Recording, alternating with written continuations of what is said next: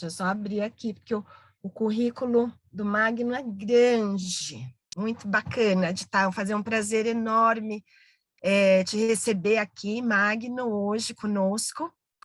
E já fiquei feliz quando li a primeira fala do Magno na biografia dele, é que ele é filho de Guaianazes, né? E da Zona Leste de São Paulo. Me senti mais pertinho ainda de você, porque eu sou ali de Guarulhos, mas estou ali pertinho, mais ou menos.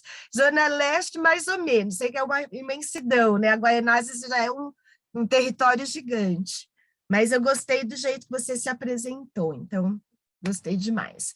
Magno Rodrigues Faria, ele é filho de Guaianazes, é pedagogo, formado pela Faculdade de Educação da USP, com experiências nas redes pública, privada e do terceiro setor. Pela Casa Tombada, ele possui especialização em arte de contar histórias, abordagens poética, literária e performática.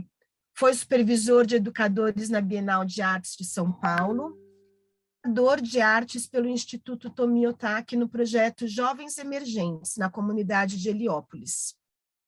Desde 2010, ele trabalha regularmente como educador de biblioteca pelo Instituto Acaia, onde exerce hoje a coordenação desta área.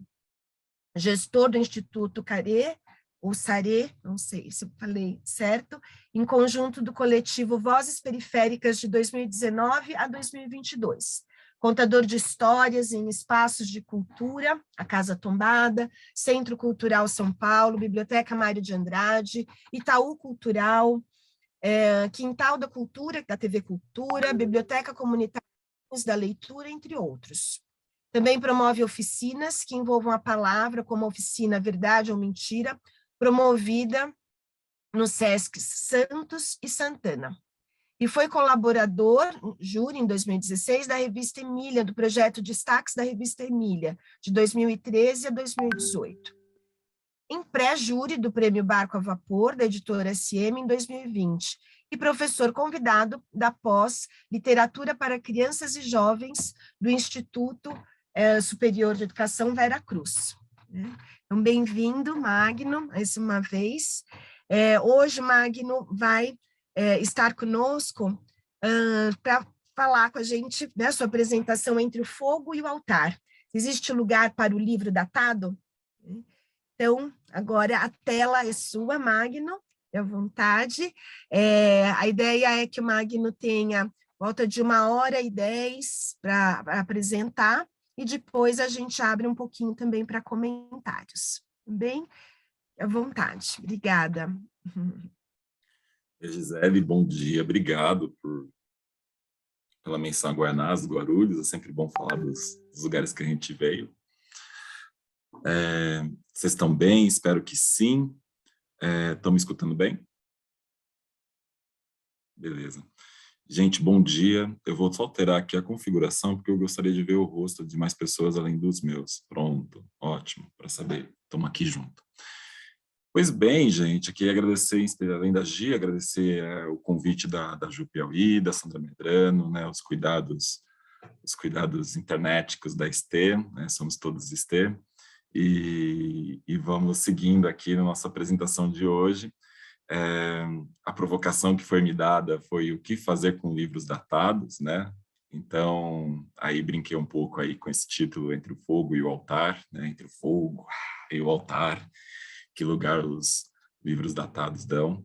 Mas antes de começar, que é pedir licença aqui às pessoas que vieram antes de mim, né? Que construíram o caminho para que eu pudesse estar aqui hoje. E pedir licença a esse lugar feminino, né, que é, de novo, essa voz masculina aqui contando essas histórias. Então, um lugar de mulheres, um lugar que eu aprendo muito, né, desde a minha casa, né, criado pela minha mãe, meu pai, no lugar do trabalho ali fora de casa, e 2 irmãs, daí pedagogia, né, esse lugar da educação, aí já há 15 anos. Então, peço licença para proferir algumas palavras, espero que elas sirvam de alguma valia, né, para pessoas que não tiveram acesso ao que eu vou falar, e as que já tiveram, que servem, sei lá, como reforço, né, estamos juntos na mesma seara. Então, Esther, por favor, pode passar o próximo. Então, essa parte é o que eu pensei nessa nossa 1h, 1h10 aí de fala, e que seria o nosso caminho de hoje, né? Então, o nosso caminho, eu pensei em contar uma história no começo, né? Afinal de contas, também brinco nesse lugar de contador de histórias. Eu acho que as histórias, elas vão para alguns lugares que não são tão diretivos da fala, né, de uma palestra, né? Ela abre mais caminhos para a gente fazer reflexões em conjunto. Então, achei que seria uma boa, e eu acho que tem uma história que talvez case com o tema que a gente vai vislumbrar por aqui. Daí eu fazer uma análise de um caso literário, né? Embora trabalhe em biblioteca e os livros datados, né? Datados seriam aqueles livros que dizem que não serve mais para os dias de hoje, né? Tem uma data, ele é datado naquela época, então para aquela época ele serve para hoje não. Embora uma biblioteca ela tenha um escopo muito gigantesco de áreas, né? Todas as áreas do mundo estão lá dentro da biblioteca, né? Resolvi fechar um pouco nessa parte da literatura, né? Então, fazer análise de um caso e, a partir desse caso, a gente poder ter ferramentas para fazer análise de outras situações que, porventura, vocês tenham na sala de aula, ou nas bibliotecas, ou nos espaços que vocês atuam como educadores. E, por fim, né, caminhos do daqui para frente, né? A partir disso, o que a gente faz, né? Então, é um lugar mais de perguntas. O Edson Cardoso, que é um grande estudioso, pesquisador, tem muitos textos dele no portal Guia 10, ele fala que a nossa educação devia ser educação para fazer perguntas. Então, é isso, a gente vai brincar um pouco de fazer perguntas, sem a pretensão de ter algumas respostas, né? Lógico que algumas conclusões talvez sejam tiradas aqui. Talvez não, o que será? Próximo, Stê, por favor.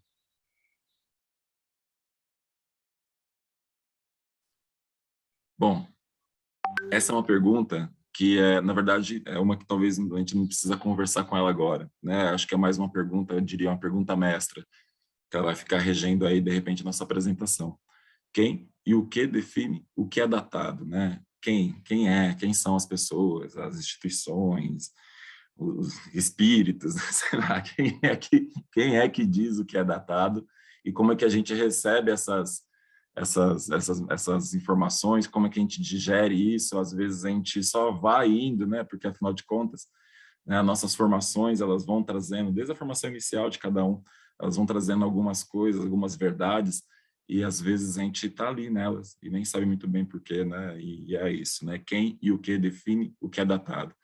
E para conversar sobre isso, Esther, de novo, mas Esther, tem alguma palavra que eu posso falar? Porque senão eu vou ficar falando Esther, por favor, porque eu não consigo falar Esther próximo, eu tenho que falar por favor toda hora. Só falar Esther o próximo, tá tudo bem?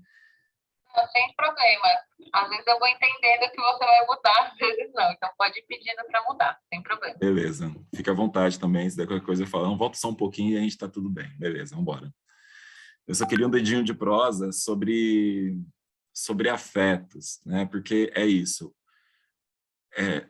É uma coisa complexa do que a gente vai falar e tratar aqui. É uma coisa que, sei lá, não é necessariamente para a gente, mas às vezes a gente tem que contar para algum familiar, ou um familiar vem contar para a gente, ou às vezes nas discussões, nas reuniões pedagógicas de coordenação, né? Como é que tira ou coloca ou deixa ou questiona o tal livro.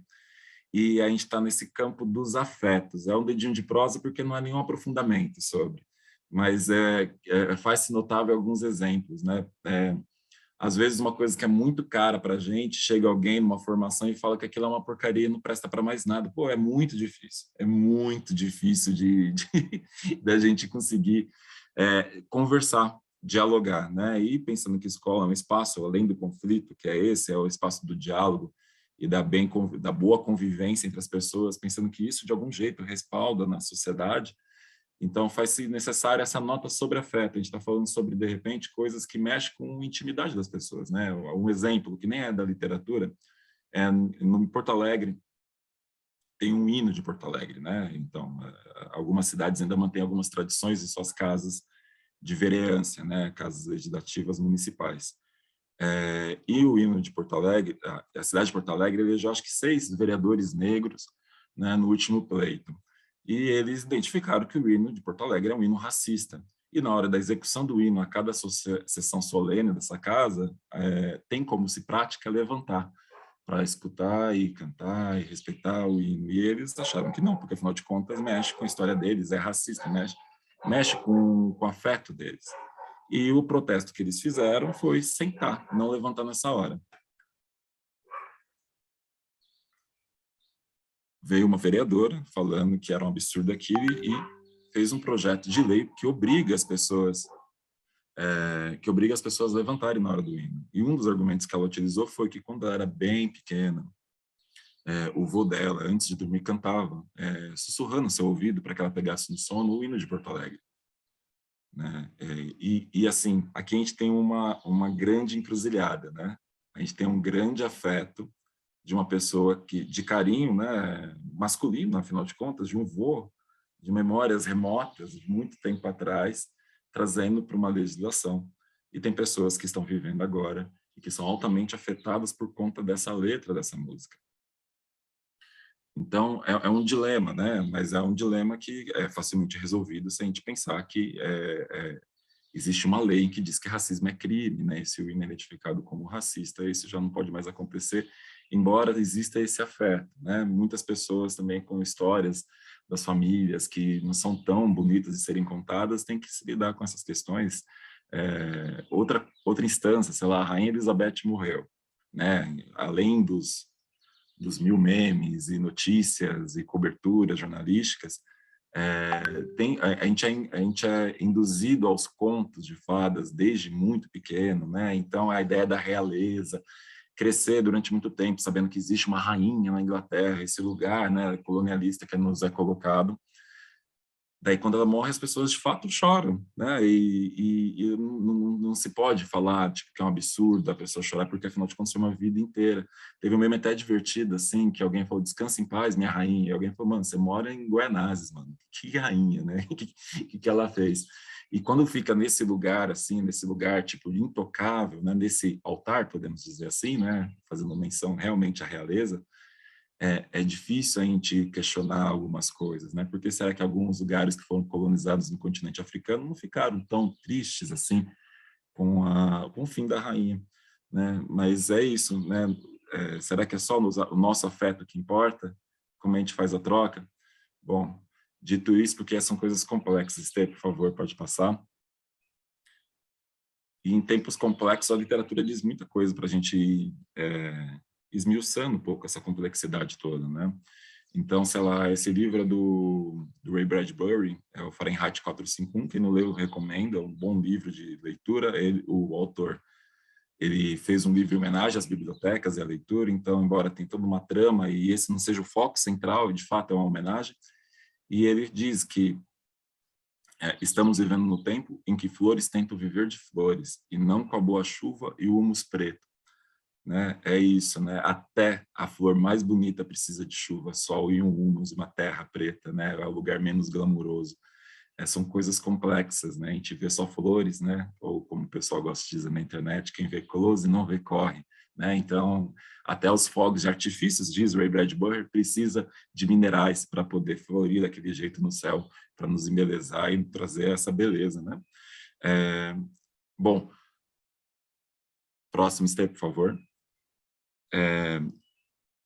Fiz todo esse preâmbulo ainda, vou fazer essas duas citações, porque eu vou contar a história. E nessa história eu vou precisar muito da ajuda de vocês.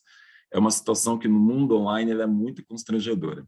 Né? Contar a história é uma das coisas mais constrangedoras que se pode fazer na vida, é ser contador de histórias online.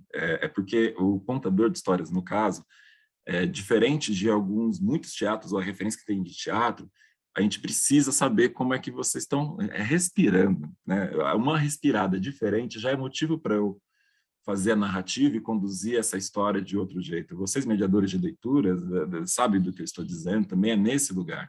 Uma pergunta que a pessoa faz, ela muda o rumo da história, embora a história ainda ali exista e continue. E essa história se torna tanto quanto mais constrangedora se eu não contar com vocês.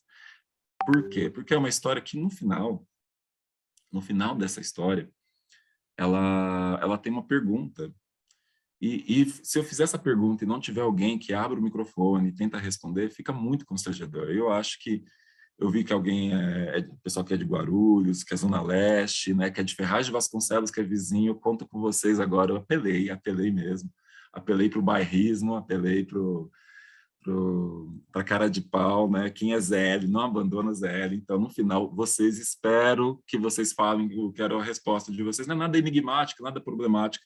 É uma história curta, né? Só fiz esse pedido também para a gente também ir já acordando aí, beleza? Duas citações, né? Tem uma coisa bacana também, que eu não acabei mencionando na Rainha Elizabeth, que a gente tem uma afeição com as pessoas mais velhas, né? E isso não vem necessariamente da realeza britânica, mas vem das nossas origens afro e indígena, né? Em que os mais velhos, de fato, são entidades, né? A gente pensa nos mestres de capoeira, os mestres das rodas de samba, como eles são reverenciados, né? Como a gente reverencia eles também, os grandes pajés, né? Grandes sabedorias, e o Amadou Rapatebá, um grande pensador, pesquisador, enfim, um grande, que hoje se configura como estado do país do Mali, né? Ele diz que na África cada ancião que morre é uma biblioteca que se queima, né? Essa sabedoria, né? E aqui eu peguei um trechinho do Grupo Fundo de Quintal, de 93, que é samba, a gente não perde o prazer de cantar, e fazem de tudo para silenciar a batucada de nossos tantãs. Então é isso, né? Na África, cada ancião que morre é uma biblioteca que se queima, e fazem de tudo para silenciar a batucada de nossos tantãs. Vamos para a história? Se quiser tirar a apresentação um pouquinho agora, Esther, se quiser tirar, beleza. E se vocês quiserem fixar aí para eu ficar maiorzinho aí, também fica à vontade. Se não, pode ficar aqui, vocês veem a reação da galera toda. A história é a seguinte. Era uma vez, né? Era uma vez duas mulheres. Essas mulheres, elas eram muito amigas, né? Muito, muito, muito amigas. Amigas amicíssimas. Amiga, tive uma ideia. Qual foi a ideia? Amiga, só louca, se a gente engravidar junto e ter filho no mesmo dia. Meu Deus, você tem... Cada ideia genial, é muito boa essa ideia é incrível, essa ideia.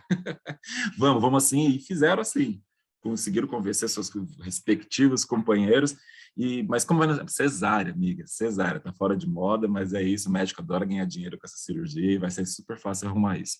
Beleza, aí resolveram um sábado de sol.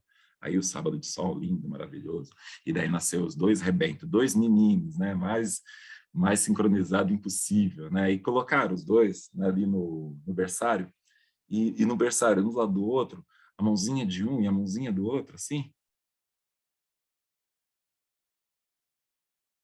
Se tocaram.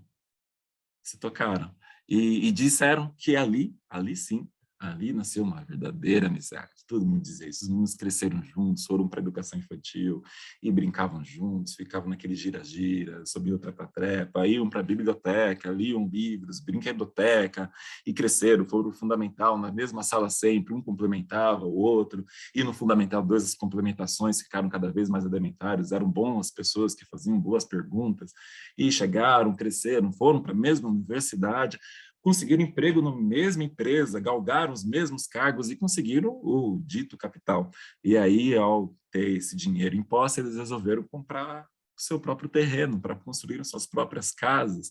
E aí, lógico que eles falaram, vamos construir uma na frente do outro. Inclusive, eu vi um terreno que é lindo, os dois do mesmo tamanho, e entre eles uma viela. Então, a gente constrói a casa de frente para o outro, a gente não perde tempo de locomoção pela cidade. E lógico que ideia boa, né? E foram lá ver o terreno de fato era muito bacana, mas estava coberto de mata. A única coisa que estava mesmo ali carpida, podemos dizer assim, era uma viela que passava entre os dois terrenos. Bom, bora cortar, e daí eles providos de ferramentas afiadas, no caso um podão, não sei se é uma ferramenta usual para todo mundo, né? Porque cortar mato e para ter terreno para construir em casa são coisas em extinção nas cidades grandes que a gente vive. Então, o podão acaba saindo um pouco de uso, mas o podão é como se fosse uma foice de mão, né? Ele tem aquela envergadura assim, e aí, porque quando você corta, né, ele meio que dá um garrote e facilita ceifar o mato. E um foi cortando de um lado, e o outro foi cortando do outro. E estavam trabalhando lá. Eu não contei para vocês, embora tenha alguns indícios nos desenhos dos slides que eu coloquei. Mas essa história ela é um Itã. E, a grosso modo, Itã são as histórias dos orixás. Bem grosso modo. Tem uma definição um pouco mais decente aí nas redes sociais, internet e livros, né? E esse Istã é de um orixá específico, né? É o orixá chamado Exu. Para quem não conhece, Exu é o orixá do movimento, né? É aquele que rege algumas decisões que nós temos que ter, né? As encruzilhadas, você tem uma dúvida de caminho, Exu pode te ajudar e pode atrapalhar porque ele gosta de uma brincadeira também, ele é um dos mais próximos da nossa humanidade, é aquele que leva as informações aqui desse nosso território para outros, né? Outros pedidos a serem realizados aí nas nossas crenças ou não crenças. Enfim, Exu estava ali naquela história e estava olhando aquela amizade dos dois ali e falou, isso aí não está muito correto, não, isso aí está meio esquisito, e resolveu testar essa amizade. Ele colocou um chapéu. E de um lado esse chapéu era inteiramente preto, do outro inteiramente vermelho. E passou na viela no meio dos dois assoviando.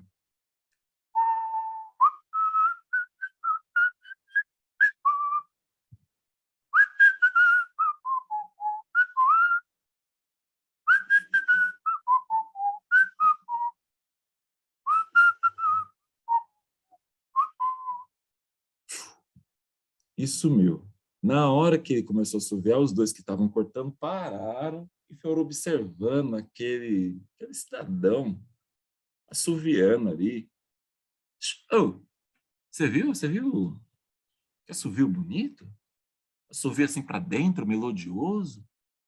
Não, claro que eu vi, lógico que eu vi. Eu vi sim, assovio lindo, maravilhoso, mas o que mais chamou atenção foi aquele chapéu vermelho dele. Você nunca viu uma coisa tão vermelha?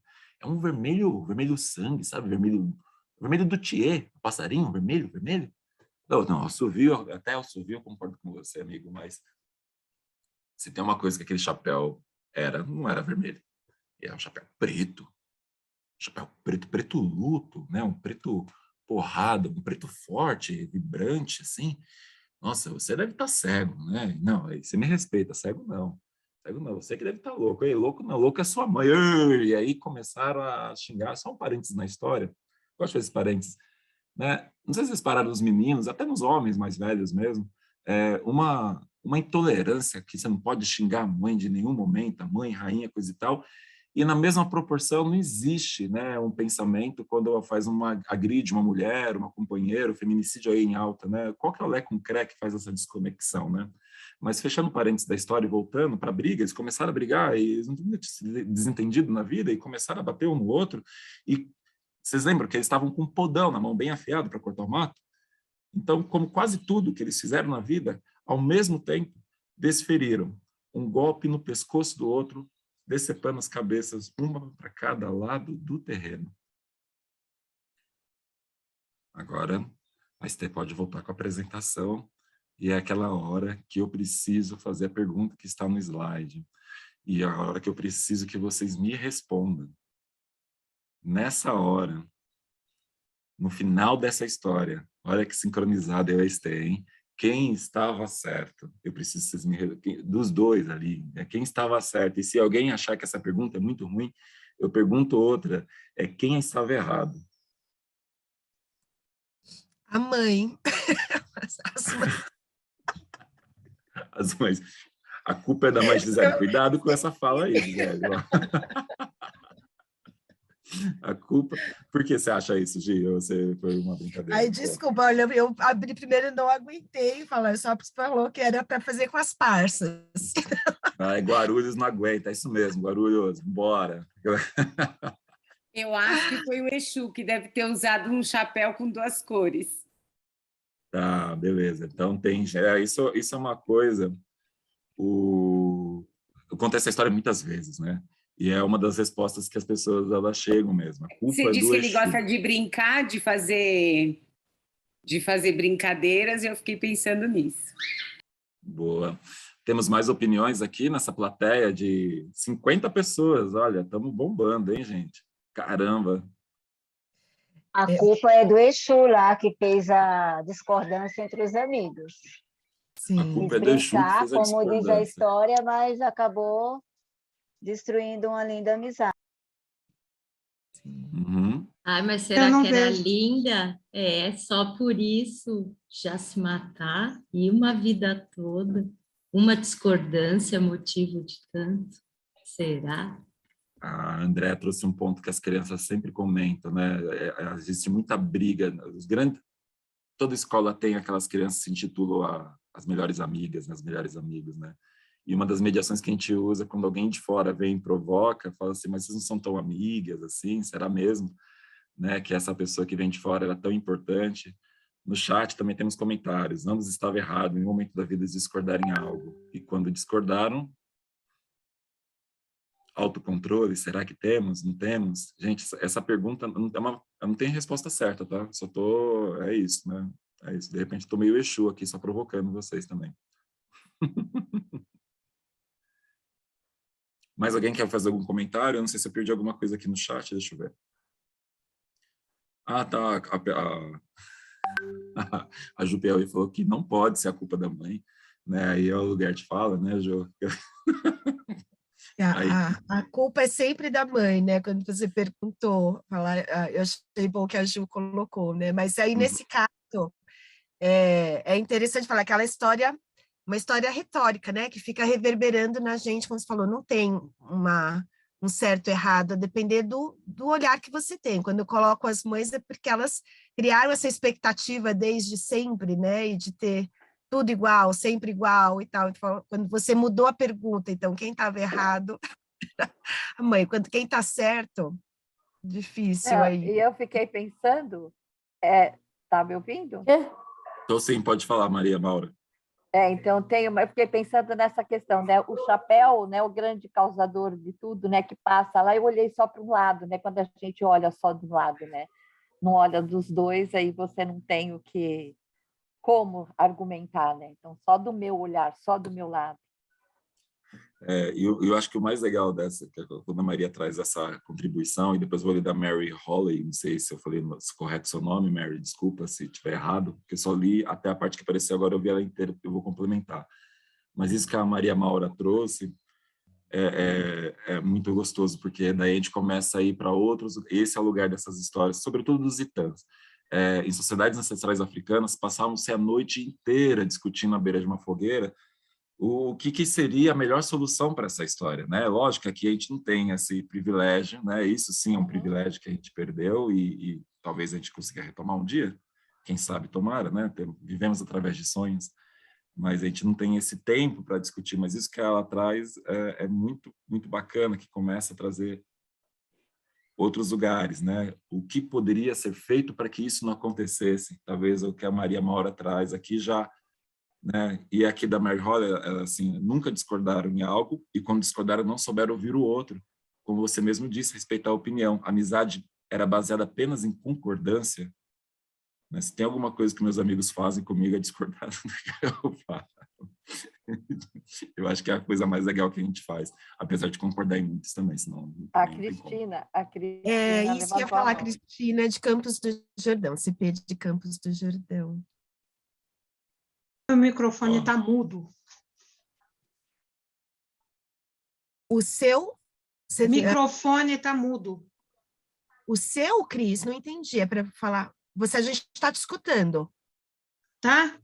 Tá. Uhum. Então, é o seguinte, eu vejo nessa história, desde o começo foi traçado um caminho para eles andarem juntos, mas ninguém perguntou se eles estavam preparados para andar juntos, se era o destino que era da vida deles. Então, a partir da hora que escolheram um destino para eles, também tem aí toda a expressão do sobrenatural que escolheu o destino final para eles.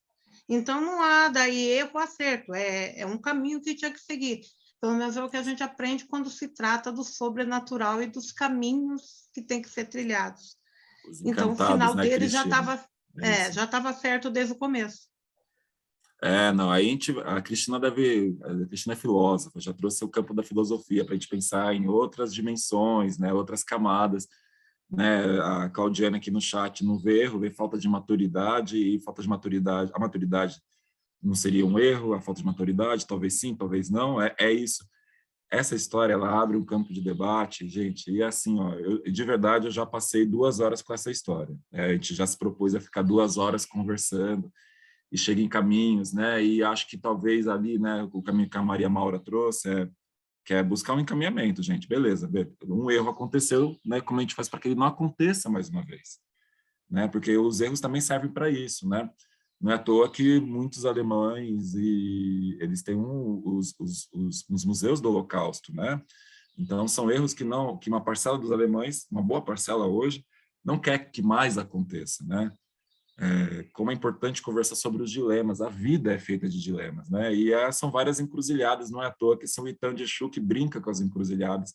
E conforme você tem mais afeição, mais informações, e não falo do ponto de vista religioso, veja, eu não sou do Candomblé nem da Umbanda, só sou um contador de histórias, né? Claro que perguntei se podia contar esse tipo de história, não sendo do Candomblé nem da Umbanda. Mas cada vez mais que você estuda sobre Exu, você consegue entender outras camadas diferentes dessa história. E isso é muito bacana. Então, as coisas elas vão fluindo de outras maneiras, né? Mas o que dá para ser feito, de repente, umas coisas que as pessoas, de maneira bem resumida, já comentaram, para você saber entre o lado preto e o lado vermelho, né?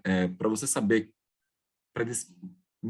saber um pouco a verdade do outro, porque era a verdade de cada um ali, tinha que ter um movimento. Lembra, Exu é o orixá do movimento. Mas tinha que ter um movimento. Se eles andassem isso aqui, ó, fizesse essa locomoção ali na hora e tivesse visto todo, ia ver uma lasquinha de preto, outra ia ver uma lasquinha de vermelho, e, de repente, a sua certeza não seria tão certeza assim. Se isso não serve para alguma coisa em nossas vidas, é isso. Não tem mais o que dizer. Se foi a história, e daí as conclusões outras, a gente vai tirando, a gente vai conversando. Quem quiser conversar depois, tem os e-mails, aí os contatos, é uma coisa que eu gosto de prosear, que é mais legal do que contar a história, é conversar sobre a história, pelo menos para mim. Mas vamos continuar a nossa apresentação. Essa história fica de pano de fundo também, né? Vamos analisar os diversos casos de um caso já clássico, né, senhoras? Vamos falar assim aqui, tem muitos casos que eu poderia escolher para... Thaís, boa. A Thaís, Exu nunca acredita no que está muito aparente, gente. Deixa essa frase aí. Essa tem tudo a ver com o que a gente vai conversar agora. Eu poderia escolher muitos casos da literatura para pensar o que é ou não é um livro datado. Né, Monteiro Lobato, eu acho que vou dispensar as apresentações do autor, porque eu acho que a imprensa, o mercado editorial e a cultura pop e a televisão já fazem muito bem, né? Então, acho que a gente pode ganhar um tempo disso e partir para análise em si, né? Então, eu vou passar aqui, cadê? Tá, pronto. Então, vamos respirar e a gente vai começar a falar sobre esse caso. Mas antes, pode virar o slide, por favor, Estê. Eu queria ler, são 2 slides de leitura, né, de um trecho de um catalão, que é crítico literário, Constantino Bertolo.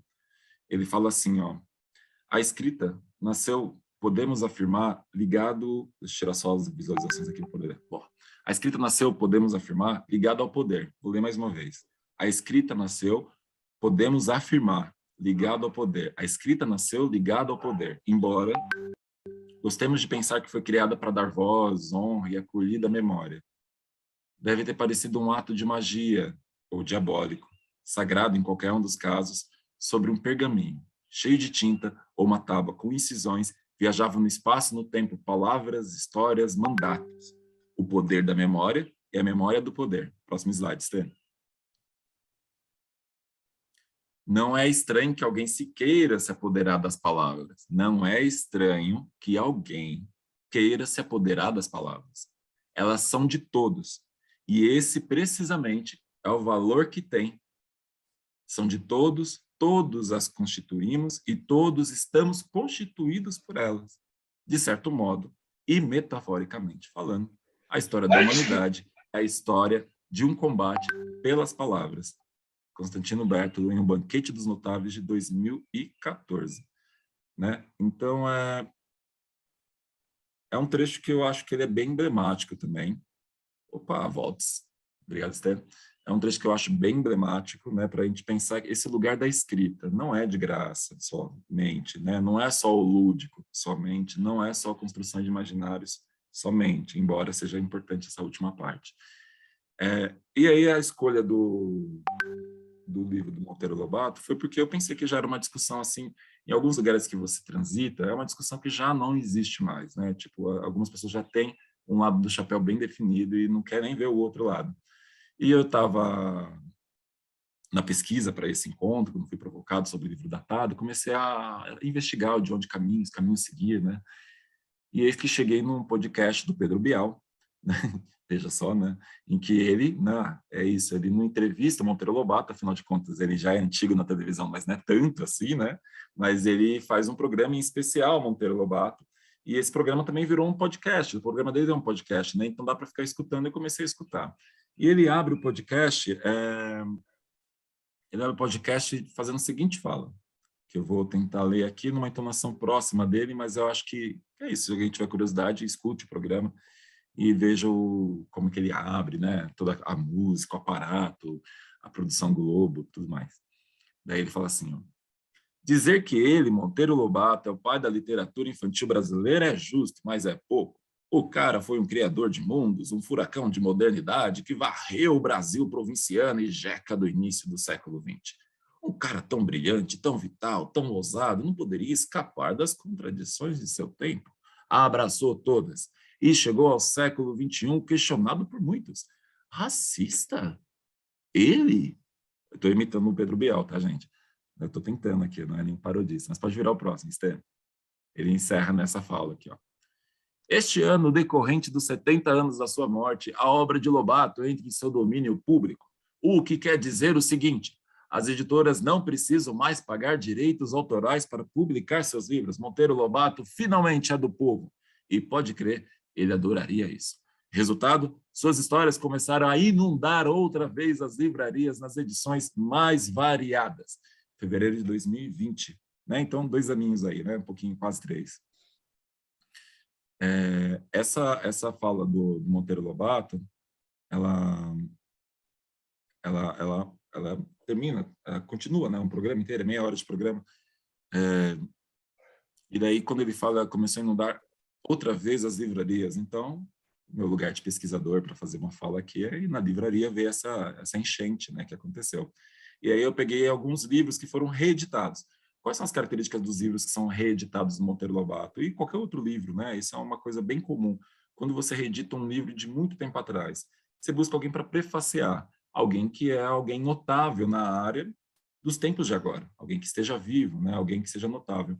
E o mercado editorial tem os seus favoritos de publicação, né? Eu acho que a gente pode falar isso com uma certa tranquilidade, porque, afinal de contas, não é só de literatura quando a gente fala de livros, né? A gente está falando de dinheiro, é fundamental de saber disso. Que esse dinheiro, o retorno do lucro que se dá para essas publicações, é o que muitas vezes dita o que vai estar na prateleira, não só das livrarias, mas o que vai ser disponibilizado em programas federais de incentivos à leitura. Então, os cuidados. E aí, os eleitos, por exemplo, das edições da Globinho. A Globinho reeditou todos os livros do Monteiro Lobato. E ela buscou os campeões de venda, talvez fosse esse o critério, porque são pessoas que sempre estão na livraria há muitos anos, desde que eu sou apenas uma criança de Guaianazes, né? Esses livros já estavam lá à distância, porque a biblioteca ela ficava trancada, mas tinha uma porta de vidro tão bonita e ficavam tão organizados que você ficava ali, né? Sabe aquela televisão de frango, televisão de cachorro, que é com frango? A gente ficava assim com a biblioteca da minha escola na época. E triste saber que muitas escolas, e toda vez a que eu estudei, ainda continua na mesma situação. Mas seguimos, trabalhamos com esperança. Próximo slide, Esther. Ruth Rocha, né? Enfim, né? Acho que não preciso nem dizer, também dispensa comentários, Ruth Rocha aí, né? E aí, no comecinho, ela fala assim, você já leu algum livro do Monteiro Lobato? Se você já sabe que histórias dele são muito divertidas, muito interessantes e muito, muito inteligentes. Seus personagens são espertas, engraçadas, cheias de ideias originais. Trouxe esse trechinho. É um pouco maior, lógico, mas estou trazendo trechos. Estou mostrando um lado aí do chapéu aí que conversa aí com o Pedro Bial, né? Próximo.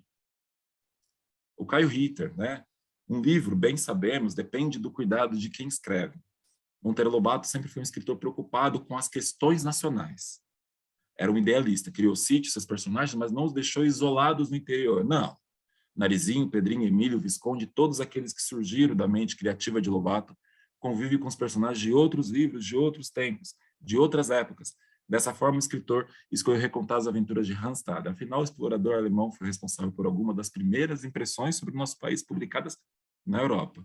Próximo. Pedro Bandeira, né, gente? Vamos lá, vem até o nome dos livros na cabeça quando a gente fala o nome dele, não vem?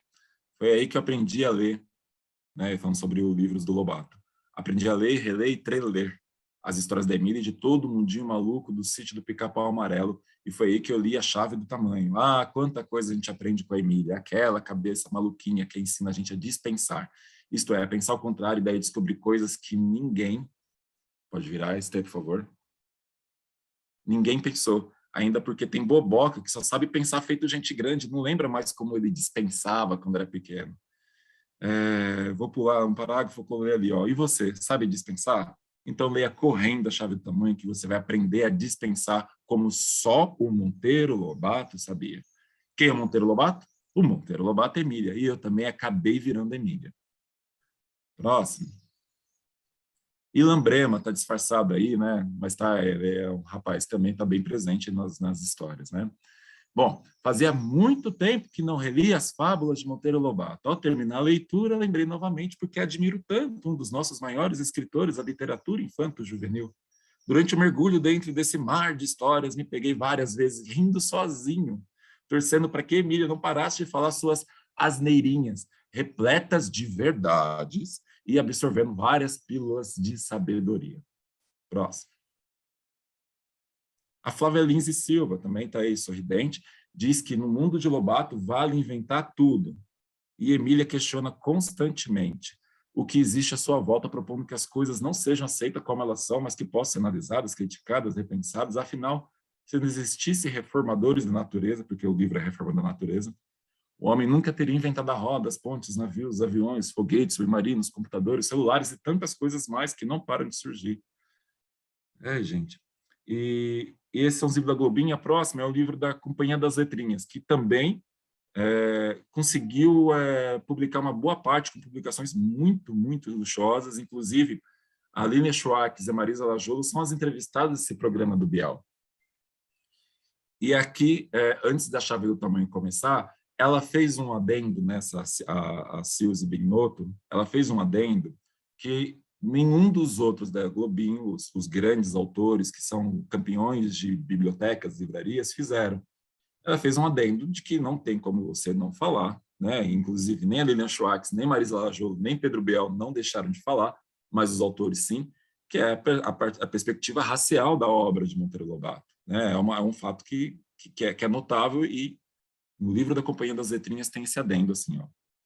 Será que um processo tão violento quanto a escravidão pode terminar sem deixar feridas? Essa pergunta é fácil de responder e difícil de viver, pois a resposta é não. As feridas são muitas, incontáveis, e ainda estão por aí, doendo muito. No livro, elas aparecem por todo lado. Donos do sítio são brancos, empregados são negros, Anastácia Febrona, por exemplo, entre tantas outras mulheres, muitas delas chamadas de criadas, tinham sido escravizadas um dia, após a abolição elas acabaram permanecendo na casa dos seus antigos senhores, muitas não tinham para onde ir. Infelizmente, o racismo ainda existe no Brasil e precisa ser combatido todos os dias. Era para terminar, no meu ponto de vista, aí o ponto. Mas ela resolve colocar um mas. Mas você vai descobrir que a Chave do Tamanho é muito maior do que a tristeza dessas questões. E aí eu já não vou ler mais, porque acho que não precisa, né? Essa é a opinião dela. Ela fala que um livro do Monteiro Lobato é maior do que todas as outras questões que ela acabou de elencar, né? Então, e essa foi a nota de prefácio que foi feita, né? Que foi feita um adendo. Os outros autores não tocaram nesse assunto. Enfim, se caso quiserem, não precisarem comprar, é só ir lá, né? Na livraria. Foi o que eu fiz, eu não comprei os livros, porque tipo, tá lá na livraria, a gente pode tirar foto, tudo certo. Por onde começar depois desse lado do chapéu? A gente precisa mostrar o outro lado do chapéu, né? Porque é isso, né? Aí tem esse texto da Kilsan de Oliveira, uma grande contadora de histórias e escritora brasileira, assim como a Heloísa Pires Lima, né? Também acho que conhecida por todo mundo, em que elas fizeram esse texto, que é uma entrevista para o blog da Companhia das Letrinhas, veja só, que chama Do que falamos quando falamos de racismo, ou do que não falamos quando não falamos de racismo, ou as brincadeiras do não, tirando e colocando. E tem as duas, são entrevistadas, eu também sou entrevistado nessa mesma matéria, né? E isso eu tenho que fazer um quadro um dia na minha casa ainda, porque é isso, afinal de contas, estou ali no meio da Kilsan e da Heloísa, eu não sei o que aconteceu com o Companhia das Letrinhas, deu a louca no patrão, né? Mas é isso, resolveram me colocar ali no meio, eu também estou ali no meio, e ali tem dois aspectos interessantes. A Heloísa já tinha feito muito texto sobre a obra do Lobato, uma grande estudiosa, ela tem críticas assim, acadêmicas, podemos dizer, tem artigos feitos, e aqui o Sam trazendo o ponto de vista de como Monteiro Lobato destruiu a infância dela, como a vida dela foi imensamente destruída pela obra do Lobato, vale a leitura, mas a gente não vai falar sobre esse ponto. A gente poderia falar sobre o próximo slide, Esther, sobre o ponto de vista que foi colocado na imprensa, né? A imprensa alternativa preta, que é o Alma Preta, em que a Ju Correia faz um artigo falando sobre a origem eugenista, né, do Monteiro Lobato, como ele se identificou com o movimento eugenista. Para quem não sabe, a eugenia foi um processo internacional que acreditava de que as pessoas brancas são superiores e o movimento fazia com que, gradativamente, a partir da miscigenação, as pessoas negras deixassem de existir. Aqui no Brasil, a expectativa era que em 2021 não existiriam mais pessoas negras, segundo o Renato Tuquel, que trocava mensagens com o Monteiro Lobato. Mas a gente não vai falar sobre esse ponto, ou a gente pode pegar essa também, essa matéria, a obra infantil de Monteiro Lobato é tão racista como o autor afirma... Calma aí, esqueci o nome, cadê? Me fugiu, mas já no final até comento o nome dela, dessa historiadora, que é uma pessoa bem notável também, me fugiu o nome agora. Mas também não vamos falar por esse caminho, né? Vamos para o próximo slide. A gente podia ir também pela Mafuane, né? Não sei se vocês conhecem, uma grande contadora de histórias que tem esse canal no Instagram chamado Chaveiroeiro, e ela fez 56 pílulas, né? Usando a palavra pílulas, não à toa, já chamou de pílulas antirracistas. Ela pegou 56 livros, porque um dos argumentos das pessoas fala, mas não tem outros livros, né? A gente poderia mostrar todos os outros livros que existem, de grandes editoras, de pequenas editoras e editoras independentes, né? Mas também não vamos falar sobre esse caminho. Próximo slide, Stem.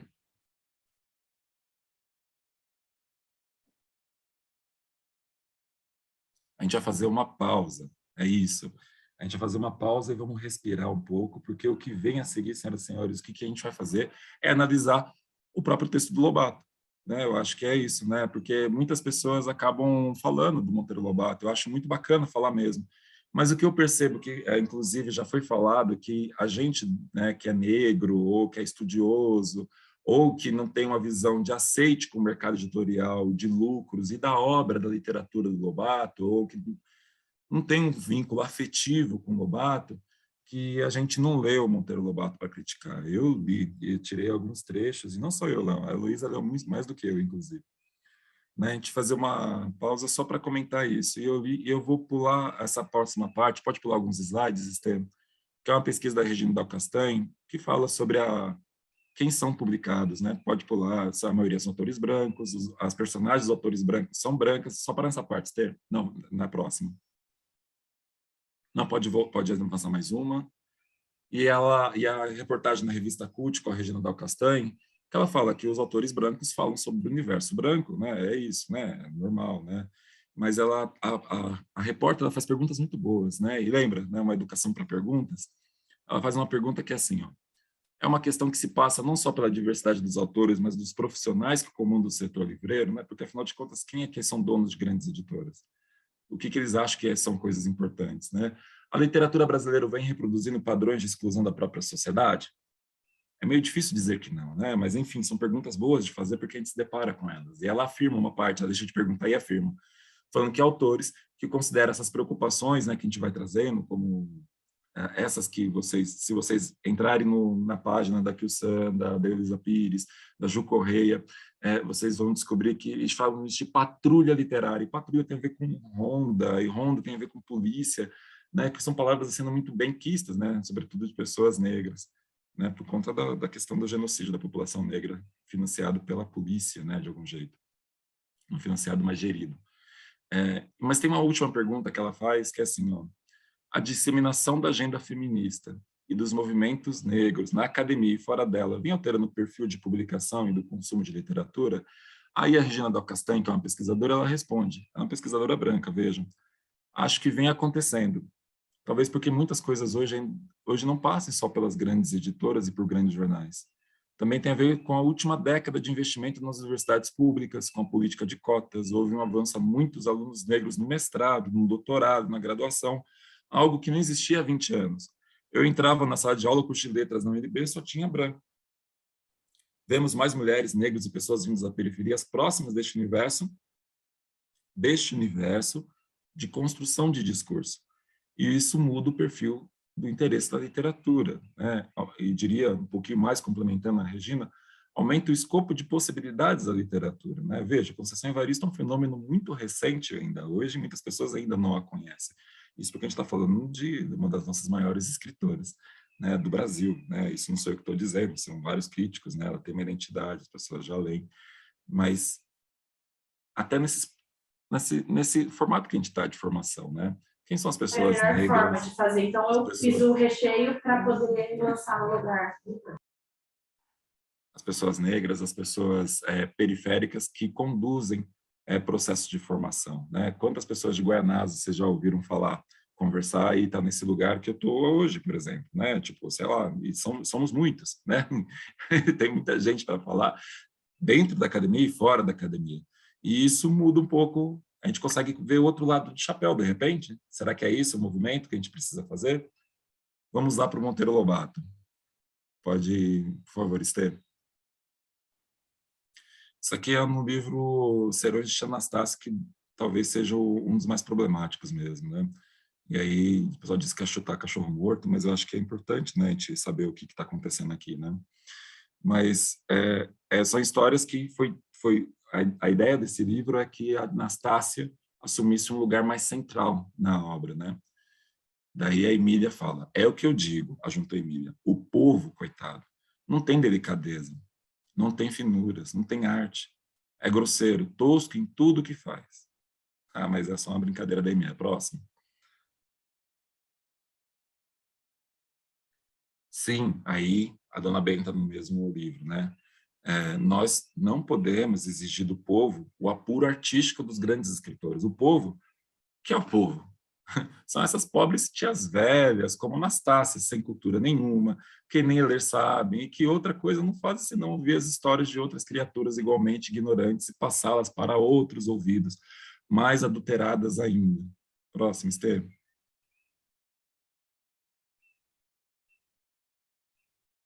Aí tem o Pedrinho, de criança, já meio que um sociólogo, né?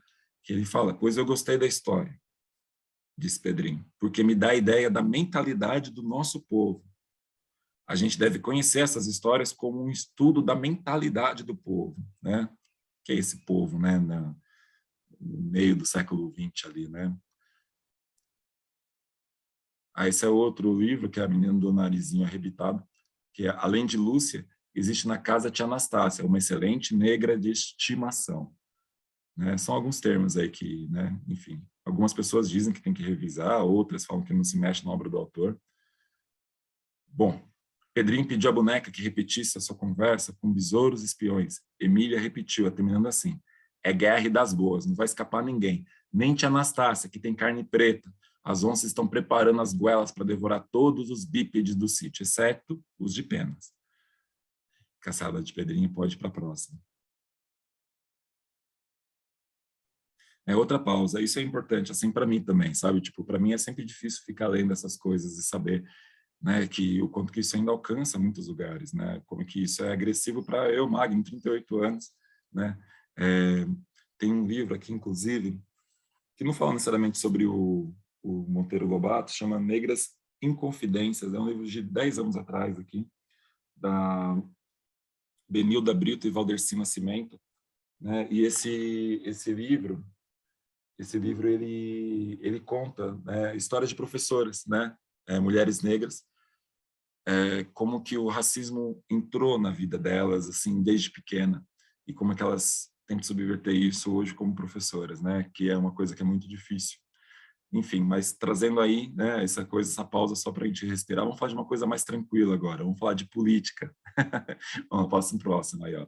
O Gilmar Mendes, gente, ele falou, quem é o Américo? Notícia da Globo, política, quem é o Américo? Pisca-pisca, citado por Gilmar Mendes. Ministro usou personagem criado por Monteiro Lobato para justificar seu voto contra a cassação da chapa Dilma Temer no TSE. Então, isso é uma coisa aí de 2017, né? Então, o Gilmar Mendes usou Monteiro Lobato. E aí o Globo, né, pode virar o próximo, né, o jornal Globo, ele, para justificar quem era o Pisca-Pisca, ele fez uma contextualização de um trecho da obra do Monteiro Lobato, e que está ali nas aspas, um pouquinho em cima do grifo que eu coloquei, né? Sempre achei a natureza errada, e depois de ouvir a história do Américo Pisca-Pisca, acho mais errada ainda, pois não é um erro fazer um sujeito pisca-piscar? Para que tanto pisco? Tudo que é demais está errado. E quanto mais eu estudo natureza, mais vejo erros. Daí eu pus uma seta aqui, vocês viram que tem esse parênteses aqui com reticências, né? E vocês devem saber, quando acontece isso, significa que uma parte foi suprimida, né? E daí continua em seguida. Daí continua lá, porque 2 chifres na frente das vacas e nenhum atrás. Pode passar para o próximo, por favor. Eu fui ver qual que era a parte suprimida, né? O que eles tiraram. Então, eu vou reler. Sempre achei a natureza errada, disseram. E depois de ouvir a história de Américo, pisca-pisca, acho mais errada ainda. Pois não é um erro fazer um sujeito pisca-piscar? Para que tanto pisco? Tudo que é demais está errado. E quanto mais eu estudo a natureza, mais vejo os erros. A parte suprimida é essa em amarelo. Para que tanto beiço em tia Anastácia? Porque 2 chifres. E aí continua, né? Aí eu fiz o meu parênteses. Pode para a próxima, por favor. Isso é um trecho que está naquela minha entrevista com a Luísa Pires, com a Kyu-san, que eu resolvi reproduzir aqui. É importante pensar que a criança que Lobato tinha como leitora, isso no século XX, que o ensino público ele não era, né? Olha as coisas conectando, o ensino público ele não era, qual a palavra que se usa? Universal, gratuito. Não, gratuito ele era, assim, mas ele era universal. Universalizado. Isso, ele não era universal, né? A criança que Monteiro Lobato escrevia não era a criança, todas as crianças, né? O ensino público não era universal, logo a alfabetização também não.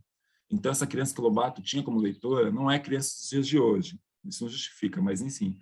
Hoje temos uma legislação que assegura direito a todas as crianças, e utilizando dos mesmos trechos do Estatuto da Criança, do ECA, e do adolescente, que o artigo Me Convence, do Alberto Mussa, utilizou. Ele citou esses artigos, eu pedi licença para citar os mesmos, porque eu acho que eles são categóricos.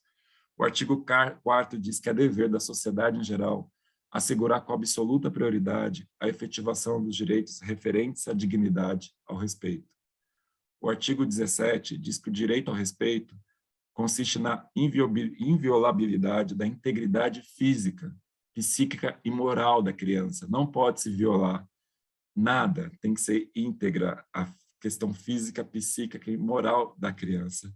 E o artigo 18 diz que é dever de todos velar pela dignidade da criança. Dignidade, essa palavra talvez em desuso, pondo-a salvo de qualquer tratamento desumano, ou seja, que tira a sua humanidade, qualquer tratamento violento, aterrorizante, vexatório, que causa vergonha, ou constrangedor.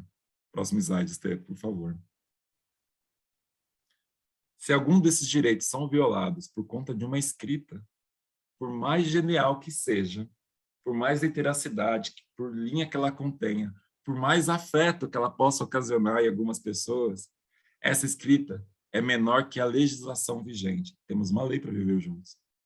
São direitos fundamentais conquistados. Próximo. Então, terminando aqui a minha fala, que eu estou no tempo, né? Estou bem no tempo.